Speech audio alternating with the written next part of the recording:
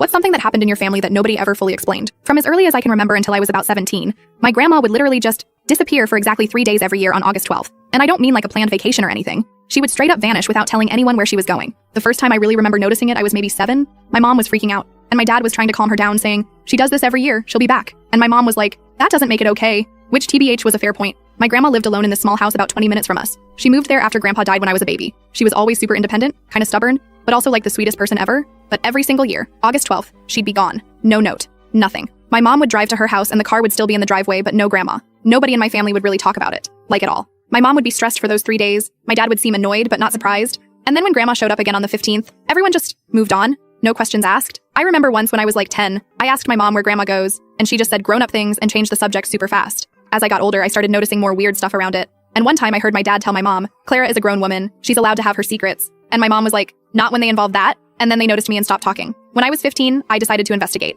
I marked August 12th on my calendar and made this whole plan to figure out where grandma went. The night before, I convinced my friend Jenny to cover for me, saying I was sleeping over at her place. But really, I was going to camp out near grandma's house and follow her. So I'm hiding in these bushes near her driveway at like 5 a.m. Around 5:30, this car I've never seen before pulls up. Not a taxi or anything. It was this old school dark blue Cadillac. The driver stayed inside with the engine running. Then grandma comes out with this small suitcase. But here's the thing. She looked different. She was wearing this fancy dark green dress I'd never seen before. Her hair was all done up. And she had on this necklace with this weird pendant that looked super old. She just got in the car and they drove away. I tried to follow on my bike, but obviously that didn't work. When I got home later that day, my mom was suspicious about why I was back from Jenny's so early, and I panicked and said we had a fight. Then I made the mistake of asking if grandma had left for her trip yet, and my mom's face just dropped. She was like, "What do you know about that?" in this scary, serious voice I'd never heard before. I told her I saw grandma getting into a blue Cadillac that morning. My mom got super pale and called my dad immediately. They had this intense whispered conversation where I heard things like, "She knows," and "just like last time," and "we agreed never to discuss this." And I was far getting scared at this point. Then my dad sat me down and was super serious, like, "Whatever you think you saw, whatever you think you know, you need to drop it. This is not your business to investigate. Your grandmother will be back in 3 days like always." And when I tried to argue, he just said, "This isn't up for discussion. Promise me you'll drop it." And he looked so worried that I promised. 2 years later, when I was 17, grandma got really sick. During one of my visits, we were alone, and she seemed extra tired.